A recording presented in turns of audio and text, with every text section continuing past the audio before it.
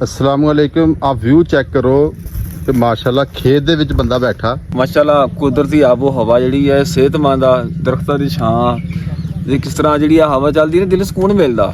ਤੇ ਦੋ ਪੱਖੇ ਚੱਲੋ, ਚਾਰ ਚਲੋ ਏਸੀ, ਜੋ ਮਜ਼ਾ ਇੱਥੇ ਆਪਣੇ ਖੇਤ 'ਚ ਆਪਣੇ ਦਰਖਤਾਂ ਥੱਲੇ ਤਾਜ਼ਾ ਹਵਾ, ਫਸਲਾਂ ਦੀ, ਦਰਖਤਾਂ ਦੀ, ਕੁਦਰਤੀ ਇਹ ਅੱਧੀ ਸ਼ਫਾ ਆ। ਮਾਸ਼ਾਅੱਲਾ ਪੂਰਾ 10-12 ਡੰਗਰ ਵੀ ਆ, ਇੰਜੋਏ ਕਰ ਰਹੇ ਸਕੂਨ ਮਾਹੌਲ 'ਚ। ਉਹਦੇ ਮੋਟਰ ਸੋਲਰ ਲੱਗੀ ਹੋਈ ਹੈ, ਪੰਪ ਲੱਗਿਆ ਹੋਇਆ, ਨਹਾ ਲਓ, ਪਾਣੀ ਪੀ ਲਓ, ਫਰੈਸ਼ ਪਾਣੀ ਔਰ ਪੀਣ ਬਹੁਤ ਅੱਛਾ ਜ਼ਾਇਕੇਦਾਰ ਪਾਣੀ ਆ। ਇੱਕ ਦਿਨ ਵਾਸਤੇ ਇੱਥੇ ਜਿਹੜਾ ਬੰਦਾ ਉਰੇ ਆ ਗਿਆ ਦੁਬਾਰਾ ਇਨਸ਼ਾਅੱਲਾ ਜ਼ਰੂਰ ਆਉਣ ਦੀ ਨਾ ਤਮੰਨਾ ਕਰੂਗਾ। ਤਹਿਸੀਲ ਸਮੁੰਦਰੀ, ਜ਼ਿਲ੍ਹਾ ਫੈਸਲਾਬਾਦ, ਪਿੰਡ ਚੱਕ ਨੰਬਰ 485, ਸਮੂਆਣਾ ਸਟਾਲਾ। ਰਾਣਾ ਸਾਹਿਬ ਮੇਰਾ ਨਾਮ ਆ।